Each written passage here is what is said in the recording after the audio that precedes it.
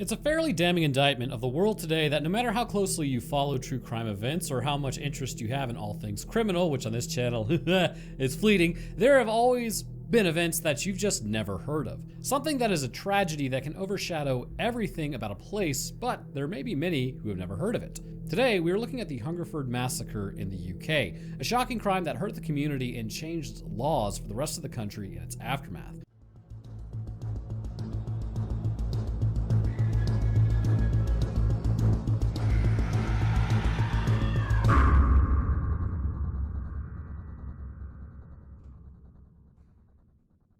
Hungerford is located in England, and that means somebody from Hungerford is actually Hungerford, Roanoke. It's gonna happen, trust me. Around 60 miles to the west of London in the country of Berk. Check it out, I do read comics. Berkshire. With a population of just under 6,000 people in the last census, it is a relatively small town with the population spread out over 10 square miles or 27.5 square kilometers. That is also heathen units. While there is some historical detail to this location with a name rooted in Anglo-Saxon tradition and small claims to fame such as St. Lawrence's Church or the local sports team, the main reason that anyone actually would even know its name because of what happened there in the late 80s. And that's where we are headed today. Back on the 19th of August, 1987, to relive the incident that secured Hungerford's place in infamy. But before we get into it, we will be providing a very brief overview of the gun laws in the UK at that time of this event. If you've watched our Dunblane video, this will actually kind of be a repeat of similar information, so feel free to skip ahead. Very briefly, and since there is a general misunderstanding that all guns are illegal in the UK or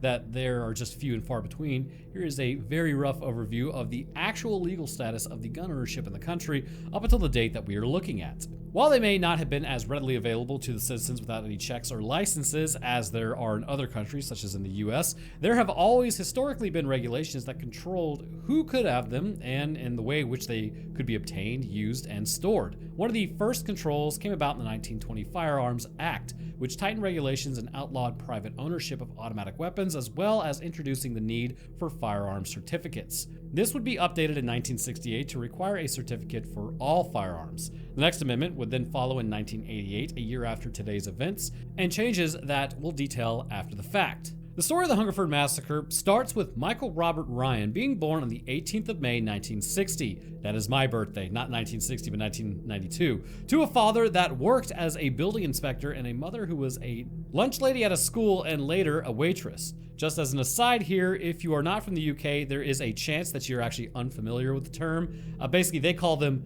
dinner ladies instead of lunch ladies. Basically, it's a colloquial term used to describe the women whose job it is to prepare and serve school lunches, which are called dinner in some parts of the country. In fact, I changed that automatically because, let's be real, you're eating lunch. So either way, Michael was an only child and grew up in the area, attending school in Hungerford for both primary and secondary. He would leave at an age of 16 to attend college before dropping out and working various jobs. Occasionally he worked as a laborer, and there are some reports that he was actually employed by an antiques dealer for a period, although this has not been verified. In between these jobs, he collected unemployment benefits, a little money given by the government to those who were out of work. Of course, where does the government get any of their money? From people. One thing that seemed to particularly interest Michael was firearms. He got his shotgun certificate in 1978, a few months before his 18th birthday. 8 years later, when he was 26, he would be given a firearms certificate that allowed him to own 2 pistols on the condition that they were to be used at ranges at gun clubs that he was a member of. His father would then die from cancer at the age of 80 in 1985 when Michael was 25. Good Lord, this man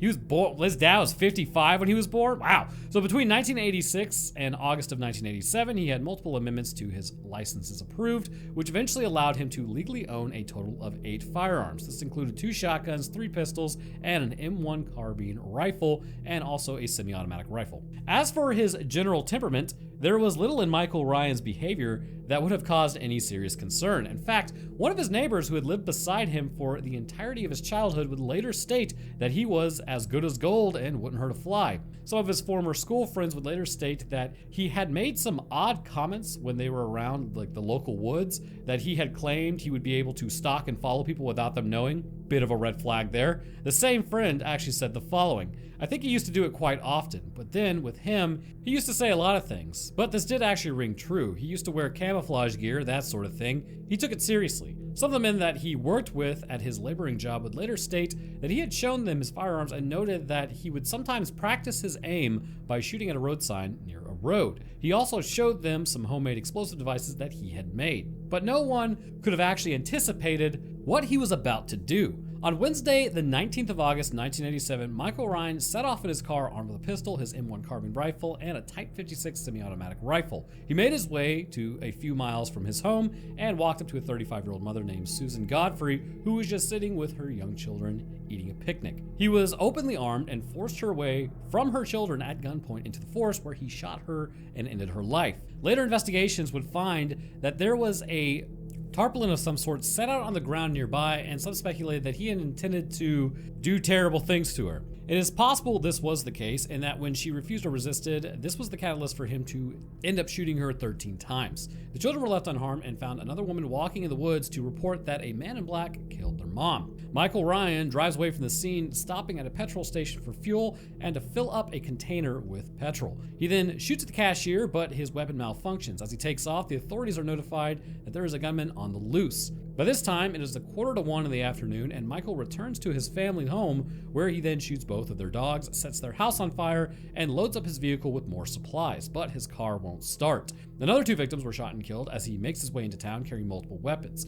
He then shoots at and wounds a girl aged 14, but she ends up surviving. At this point, bizarrely, he is confronted mid-rampage by a neighbor. She's a woman in her late 70s who has known Michael for most of his life. She tells him off for scaring everyone to death, and for reasons that we will never truly know, he doesn't open fire on her, but continues on his way. By this time, more reports have been made to the police. The murder in the forest has not yet been linked to the ongoing rampage in Hungerford, as they were reported to 2 separate police forces. A man named Kenneth Clements is the next fatality, shot to death by Michael as he was walking his dog with his family, but the others escaped unharmed. It has only been 5 minutes since he left the house, and there are already multiple dead and wounded, and the police began to arrive on the scene. They block the road off, but are limited in what they can do since they are still awaiting armed backup. Michael opened fires, hitting and killing 1 officer. He then fires at an ambulance crew and also a passing car with a mother and child. All are wounded, but none fatally injured. It is nearly half an hour after Michael returned from his home and started his rampage before firearms backup is actually requested. Michael shoots at another car, killing 1 man and wounding another. He then takes the life of another victim, tending to his garden, and then wounds another. At this point, his mother Dorothy arrives at the scene and tells him to stop. In response, he shoots her 4 times and then kills her. Just before 1:20, the first armed officers arrive and begin to try to get control of the situation. Michael continues his journey through town, headed towards the town center, where he shoots and kills another 2 men. Standing at a junction, he then wounds 3 separate drivers, kills 2, and then wounds a passenger in a passing car. He then continues to walk down the road, shooting at houses and taking pot shots at passing cars, killing another driver. He entered a house on the street where he fatally shoots 2 residents, a couple in their 60s, good God, before leaving again, shooting at houses on the opposite side of the street and injuring the occupants. Another driver is then shot and killed as Michael then makes his way to the same school he had attended previously, which is currently closed, thank God, and a police helicopter finally appears overhead at 13:45 local time. Michael then enters the school at 13:52, and the armed response unit begins to set up a perimeter. There is a standoff for the next few hours, with occasional gunshots being heard, although it isn't clear where they're being aimed at. The gunman speaks with the police during the standoff, confirming the weapons he has still on him and the ammunition he has left. At this point, he also claims to have a grenade. Here are some other police statements that were made, because this guy, good Lord, Hungerford must be a bit of a mess. I wish I stayed in bed. It's funny, I killed all these people, but I haven't got the guts to blow my own brains out. Eventually though, just before 7 p.m. local time, a gunshot is heard from inside the school, and they can no longer get a response from Michael. It will take more than an hour before police enter to confirm his death, as they were worried he might have set traps or have just been luring them into the school to shoot them. The massacre had ended, but the death toll of the dead and the wounded in the aftermath of this horrendous event is just starting to be counted. Despite an extensive investigation and police speaking to everyone who knew him, there has never been a viable motive, even established, for what caused Michael Ryan to go on this rampage that day. Some have speculated that there was possibly a motive more carnal in nature, noting that the ground sheet nearby in the forest, and maybe others suggesting sort of an inability to accept life as it is, but nothing concrete has ever emerged. When it was all said and done though, he had taken out 16 people as well as himself and injured more than 15. There was an understandable outcry in the aftermath, particularly centered around the fact that the massive arsenal of weapons that he had were all legally and legitimately owned. An amendment would then be made to the legislation the following year, 1988, that made the ownership of semi-automatic weapons illegal for civilians and limited specific types of shotguns.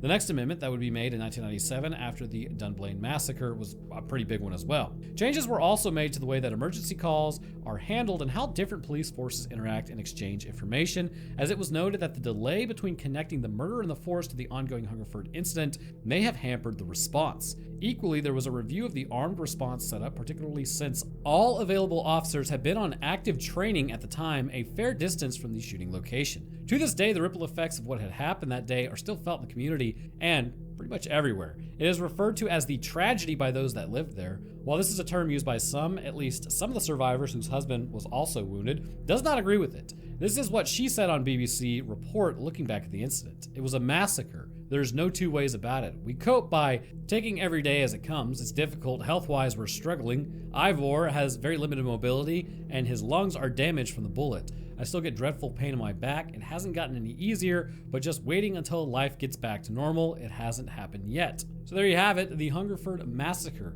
an event that there is really every chance you might not be familiar with unless you are based in the UK, but one that has a shadow that looms large over the area to this day. Much like the Dunblane Massacre that followed it, it brought in changes and restrictions to the laws around firearms in the country, and its legacy, along with the confusion over the apparent lack of motive, is one that will stay for many years to come with many different people. So obviously, this is where I like to kind of break in. So you guys may have noticed in this one, I kind of got rid of the similar events that have happened. Let me know what you guys think about that. But we're also going to talk about this real quick. So first, two things, as always, I do like to discuss this point when, obviously I live in the United States. Not only do I live in the United States, but I live in the South. So things are a little different over here as far as like firearms and kind of how we view the legality behind owning them or anything associated with that. And one of the important things to also remember is if you are American, our laws and our way of doing things over here is not exactly how they're going to do it over in the UK. They have their own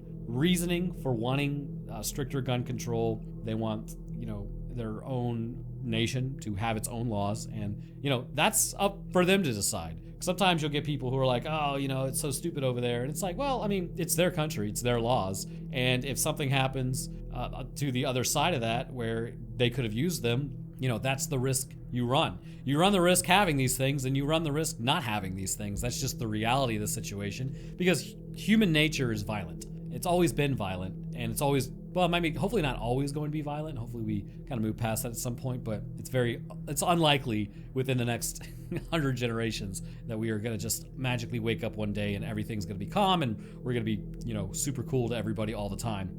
So that's kind of the view I have, but it's important to remember, I'm kind of pro 2A over here. So, I believe in being able to defend yourself. But these people who do things like this obviously can be cited equally with a fair amount of, yeah, that makes sense, at least that feeling like, yeah, this dude running around, that would definitely make people not want to have anybody have those, which, it makes a lot of sense. But like I said, that's just, if you want to talk about that and have a comment, make comments about that down in the comment section, feel free, just please keep it respectful. But the other part of this is, what happened? So you take the human brain, right? What is it? A psychotic break or entering a state of psychosis. Typically, I believe it's if you make it to 38 without any issues of having psychosis, you're pretty much good to go. You know what? I'm gonna Google check that because I wanna make sure that I'm telling you correct information. Okay, so for the most part, schizophrenia can start in your late teens and through your early 30s. If you make it past your early 30s, for the most part, you're pretty much good to go. Now, it's uncommon, but it can show up in your 40s and also show up as early as being 12 years old. But the other interesting aspect is 25% of people who actually have a schizophrenic break can recover from it or from their first episode, and then they will have no other problems the rest of their life. That means 75% of people will continue to struggle with it. So this guy was pretty normal in his teens.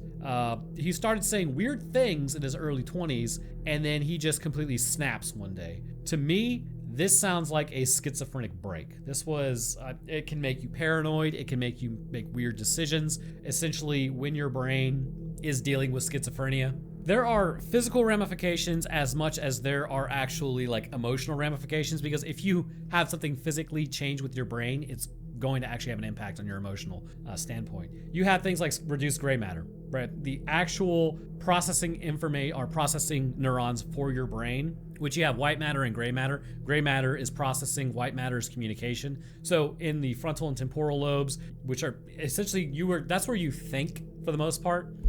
You are going to have a reduced amount of gray matter, and with that reduction in being able to process information, this can lead to things essentially like disorganized thinking, hallucinations, delusions, altered behavior, which is everybody's like, he wouldn't have done this. Well, his behavior is altered because his brain is literally having a schizophrenic break. Yeah, I mean, that's going to be a problem. And you have to remember, if this was a progression of schizophrenia, then this person would not actually be medicated in any capacity. So it would be getting worse and worse and worse. And a lot of people who have schizophrenia, before they really go get it looked at, because remember, you're also becoming really paranoid as this is happening. So you're not going to think doctors are really there to help you at all.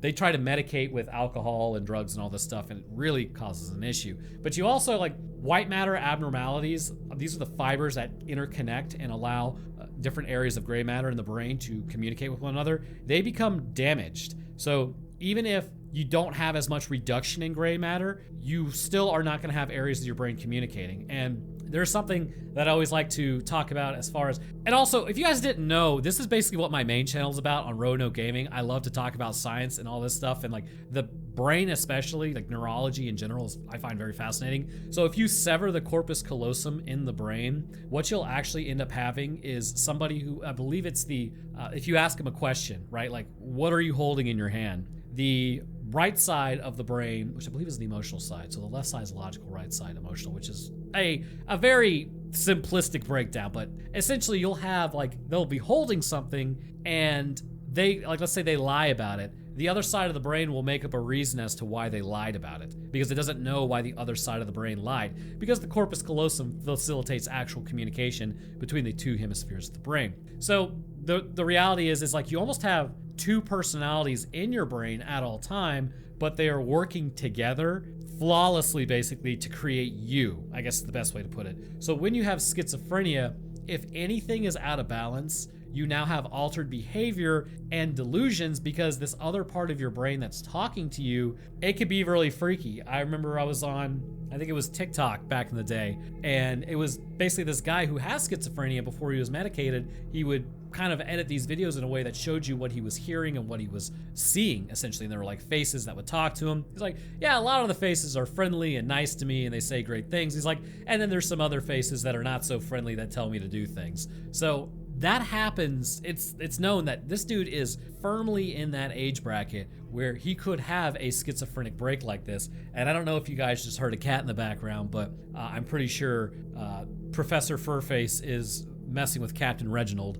Dr. Mambo is probably somewhere else. Anyways, it doesn't matter, but all of these things create a behavior pattern that this guy, and I'm not excusing what he did by any stretch of the imagination, because what he did is what he did, right? But it's interesting to learn about just how the neurology plays a huge role, because typically when people do not have an idea of why this happened or how this could have happened, and it seems to have come from nowhere, you can pretty much trace it back to things like, yeah, it was probably they probably were in a state of psychosis, or it was a schizophrenic break, or just something happened that altered their brain chemistry to a way that this became a normal thing to do. I remember playing football back in the day, and we actually had a nose guard who we ran the play, and he got hit in the head, and then we got down. It was like maybe 5 minutes later, got down into the next line and started running the next one. The coach said something to him. Dude flipped out on the coach, just threw his helmet at him, started yelling at him, and it was like,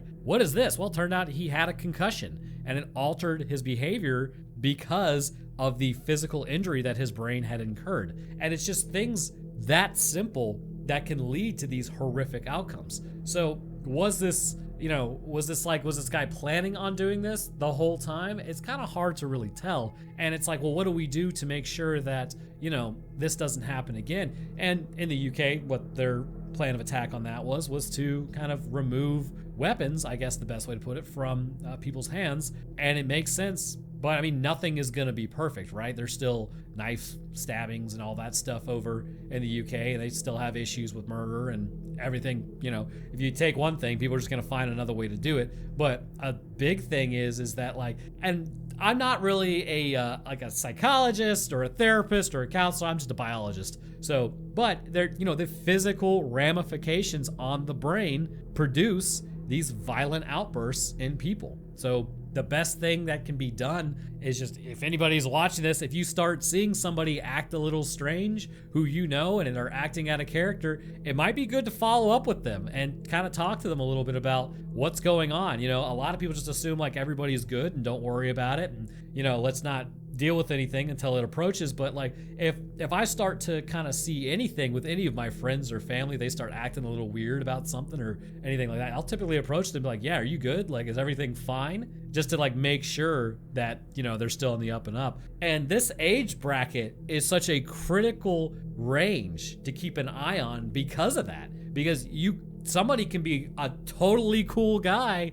at 18, and then at 26, they just absolutely lose it because for 8 years, they've been losing gray matter, and white matter abnormalities have been building up, and their glutamate is not actually working properly, and it's dysfunctioning, which is, implicated in schizophrenia and just everything that comes with it. So the moral of this story is, what may have been going on? This, to me, looks like this guy was in a state of psychosis. Everything that he did, the weird decisions he was making, the 70-year-old he decided not to take out, but his mother he did choose to take out. It's stuff like that. It makes no sense, the thought process, and it makes no sense because if your brain is working as it should, it's not supposed to make sense. But to somebody who is in that state, it would make sense. Now, again, don't get me wrong. If this guy had survived, tough shit, right? Yeah, a break happened, but no, you're going to a mental health facility for the rest of your life. And even then, listen, man, I think if you take somebody's life, that's just why keep yours, right? Why keep people around like that? Then that's kind of the difficult topic, I think. And I don't want to you always hear YouTubers getting into crap with their opinions, and it's somebody actually said this with the Mary Bell episode that I did. They're like, oh, don't walk it back now, execution, right? And it's well, yeah, I mean, but you have to take into consideration the brain overall, right? If you take somebody who's just your standard functioning adult who was pissed off because they wanted to build and they couldn't build, and then they take somebody out, yeah, no, you're an adult, you were within your right mind, you were functional, therefore you can deal with the consequences. Should a child deal with those consequences? Their brain isn't even fully formed. Bit of a different situation to talk about. What about if somebody has a psychotic break? Should they deal with the same consequences? It's a difficult topic, to be honest with you, because there is no right answer, right? It's just your opinion on it. My opinion on it is well, why burden society with paying for these people to continue to live if they've done something so heinous? Other people, the other statement that can be made to counter that is, okay, well, if that's the case, what about people who were actually proven innocent after they were already executed? What about then? But this guy was pretty much definitively guilty, I guess is the best way to put it. So I don't know. It's an interesting topic to talk about. It's a horrible topic to try to really, once you get down to it, everybody's gonna have a different opinion on it. So if you have a different opinion on it, please post it respectfully in the comments. Don't argue or get pissed off at people. We could talk about it there. Let me know down in the comments what you thought about this. We will be returning to cryptids next week.